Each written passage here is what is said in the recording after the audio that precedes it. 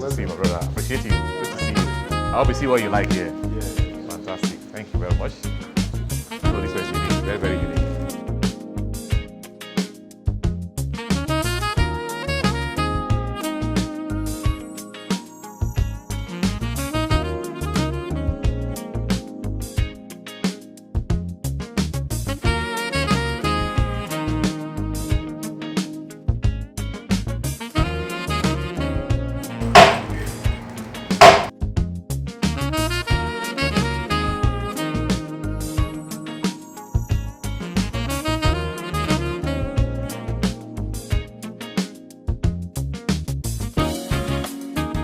Because of the nature of the metal, it's very, very malleable, so you can draw it to whatever level you want to use it for. Okay, that's fantastic.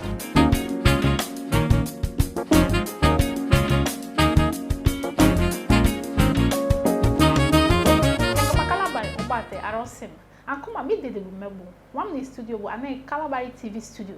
Wake om ni troko bu kromari ane wam na miaima bubegbere. Me waka siari ane Faces of Kalabari. Me Faces of Kalabari mebe miai.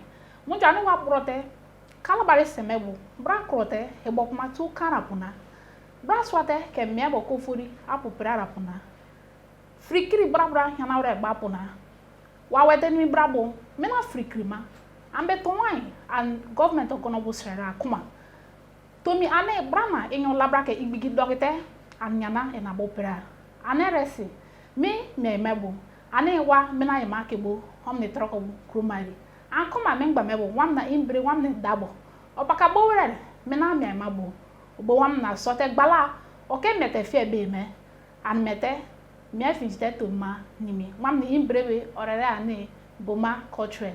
Oyarbe ane oke mete fiari ane gold teme. Ankoma minapo ane mi inete bibia. Me kweme ane esawabro ane resi iberi finjite ebokuma poki te wamne da obe dugo wamne preba be wame eboku anate peke anke yemie wamne dumobu ane resi yewa ebokuma poki te ibiba iyegbola keteke wa frema ane YouTube, Facebook, Instagram at Kalabari TV wane retebe me pakri ni biego be wa peke pakreba moko me gbori sakmebo yewa ekweme samateke opre onwam nasimi Kalabari on same, Sibion Alam. Yeah, Boma Cotterell.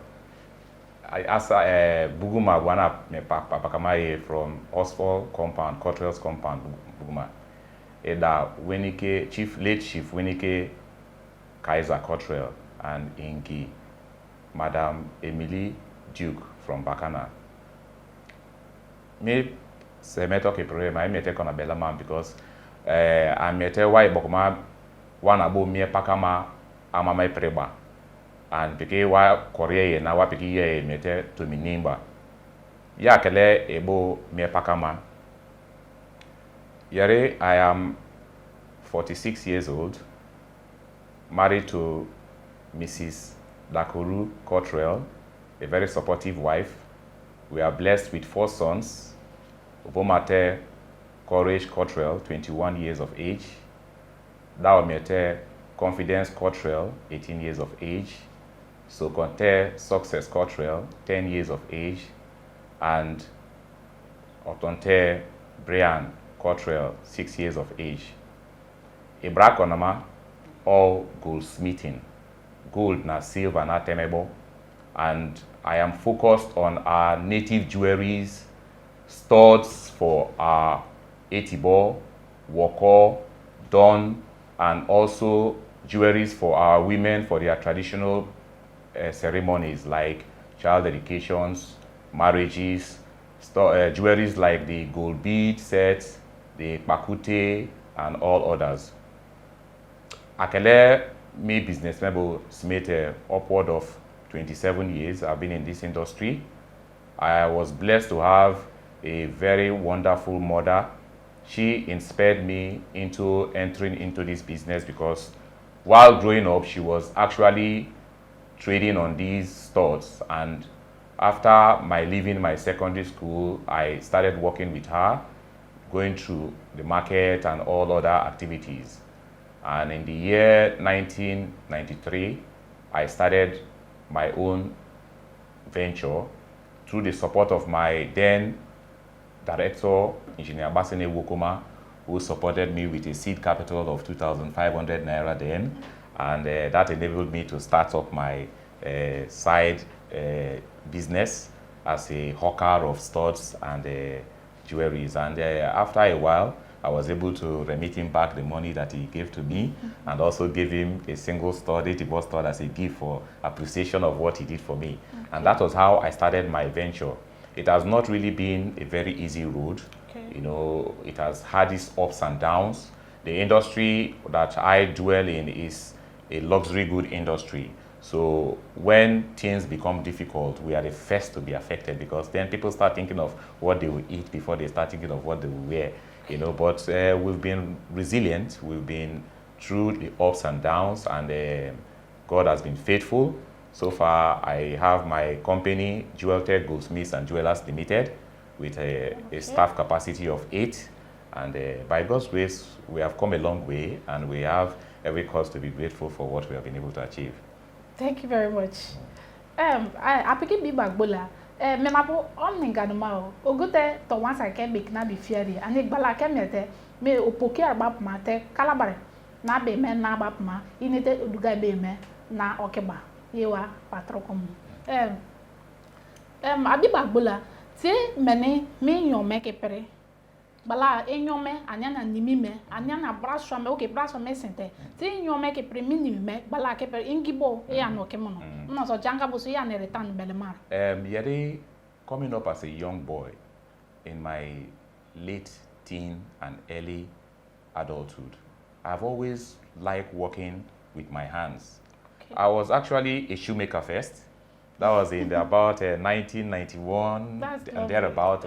At that time, there was a rave for slip-on shoes. The slip-on shoes were actually made with upholstery materials. You know, so it was a in thing then, and I had a stinge of it. Did it for about close to 2 years, and that enabled me. After my secondary school days, I did not make my papers in my first sitting, because I attended Government Comprehensive Secondary School, Borokri, Port Harcourt, where I finished in 1990. I did not make my papers completely at that particular sitting, so I had to rewrite GC. So that shoemaking activity enabled me to fund my lesson attendance and also write my lesson. Before getting to that stage, I have developed some business inclinations, because while I was with my mother at her shop selling, she borrowed me 500 naira through her husband to start my own business. Are you serious? You know, she didn't give me the money directly. She gave the money to her husband that he should borrow it to me. And through that act, so you could pay back. So that I could pay back. So I was able to get my pants, Hinks pants, singlet, and pocket scarf business. Are you serious? So I was into that business, going to Aba, buying my stock, coming here, sell, and all that. So I had a little bit of a sting of independence. I was able to raise some private money for myself. You understand? So when she gave me that information, it was really tough. But what did I do? Before then, I've been selling the slip-on shoes. I've been doing slip-on shoes and selling. So there was a friend of mine that was supposed to sell for me in Warri, and I gave him some pairs. And unfortunately for me, he took the shoes, sold the shoes, and ate the money. So I started going to him to ask him to pay me my money. Unfortunately, when my mother told me, I'm not feeding you again, the first thought that came to me, go to Canaan and get your money. So I trekked from my house at Aba Road to Borokri, Arod Wilson, to see how I could get my money. I stayed there all day. I couldn't get a dime. I had to trek back to Abonima Wharf, where my sister lived, and my sister now gave me some meal. Meal. And that's how I started. The next day I told myself, Boma, you can't live this way. You must find a way of making money for yourself.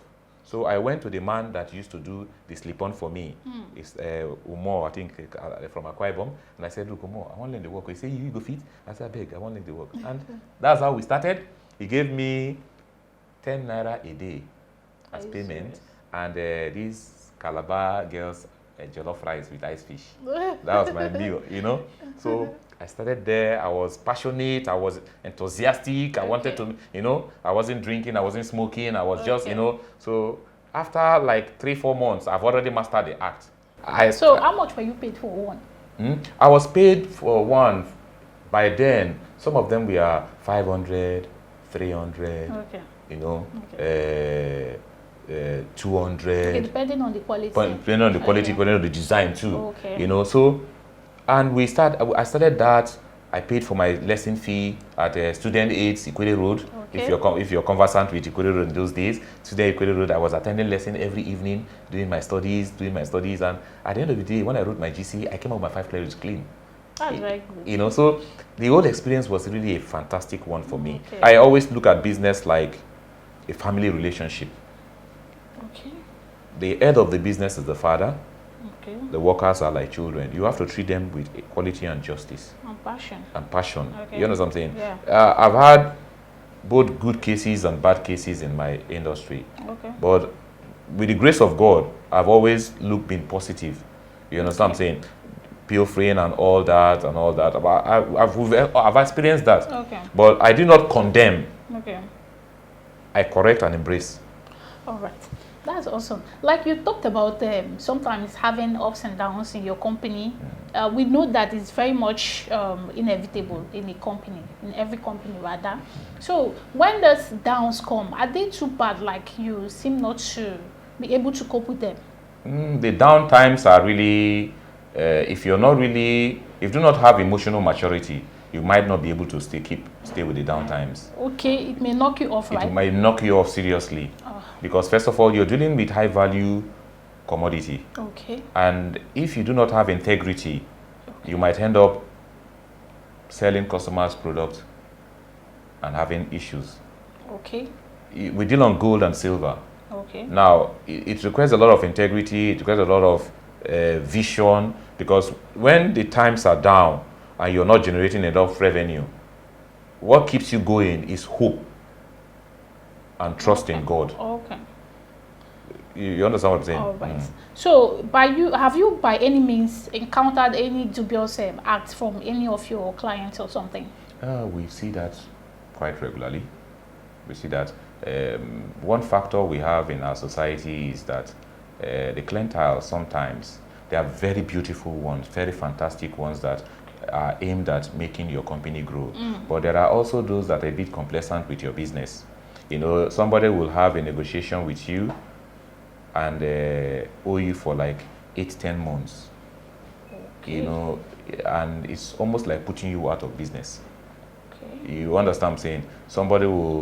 I have some customers that will owe you for like 2 years. Whenever I call them, they don't pick your calls any longer and all that. So how do you handle them? Well, you're a businessman, okay, and you are a public servant. You also have to prepare in advance for such people. You must be mentally ready for such ill habits. Okay. You don't, because of one bad egg, crown all your customers as bad. Like that. No. Okay. You'll be killing your business. First of all, remember that you are in an industry and you're there to serve. If there's no customer, there's no business. So you must strive to make sure that you give your customers what they require or what they need. Okay. And those ones that are not really good, you have a way of either pushing them away, okay, you understand, or you leave nature to take its course. Trying to talk about your clients. In that Kalabari na over the years, I believe Chief His Royal Highness OCRA was a client of mine, and we've had some very beautiful business experience together. Okay. We had some beautiful business experience together. His Royal Highness Bodylon, I've forgotten his other name, is also my client. We've also had some beautiful experiences. Okay. Chief Amakri Flag Amakri is my customer. Okay. We also have some beautiful experiences. Okay. I've had very wonderful customers that have been there for me, that have patronized me over the years. You see, I operated without a signpost for close to 10 years, but I still had my clients coming to me. So what was your reason? You see, we live in a society of networking. Okay. Yeah, so when you're people will always come to you. Because what the customers are after is, can you deliver? Can you deliver, yeah. can you give the right quality? Okay. You know, we are among the first to go to Dubai to do studs. Okay. Today, studs is somewhere, Dubai studs, Dubai studs. I was commissioned to do a customized stud for one of my clients. Okay. And in 2002, I went to Dubai. I met a Bangladesh man. We sat down together, came out with the concept, and worked out those things. You know, I've been there a couple of times, but now everybody goes to Dubai to do stud. Yes, but in my own opinion, we are the users of this jewelry. Why don't we create a platform where we will also be the makers of this jewelry? We spend a large amount of money importing these jewelries, and we create employment for foreigners, not ourselves. You understand what I'm saying? Billions of naira goes into this trade every year, and all these things go to the foreigners. You understand? My desire is for us to have a hub here, because it's our jewelry. I brand my business our jewelry, our culture, our pride. You understand? It's our jewelry. It's for our own use. Why don't we provide a platform where we will be the one producing these jewelries for our own use, and also even exporting to other cultures and other societies? So these are areas that I've been tinkering my mind with. All right, no doubt God has really blessed you with unique thoughts and creativity. That's awesome. I want to know, in the course of this business of yours, like, what has been your greatest achievement? My achievements are numerous. My achievements are numerous. Right now, I think, without blowing my trumpet, I have one of the best goldsmith workshop in River State and the South. Okay. You know, with slightly modern equipment to work with, because, you know, the industry, I am actually coming from the old school to the new school. Okay. You know, I learned from the crude apprenticeship level, where you have to blow fire with your mouth and the palm oil and all the crude technologies that we are working with. So how's the experience? It's been exciting, because like now we are into gas torch. We use gas torch to work with instead of the palm oil blow pipes. We now use gas torch. I've been into the gas torch technology for since 2003. You know, so I've mastered that act. You know, and some of the processes we use in prickling our metals, I have changed from the use of lime to the use of acid and all that. You know, I am trying to modernize the industry, you know, bring it to the 21st century. You know, so I've been able to achieve more from that angle, because my own desire is to build a new industry. So I am focused more on investing in the industry, building capacity.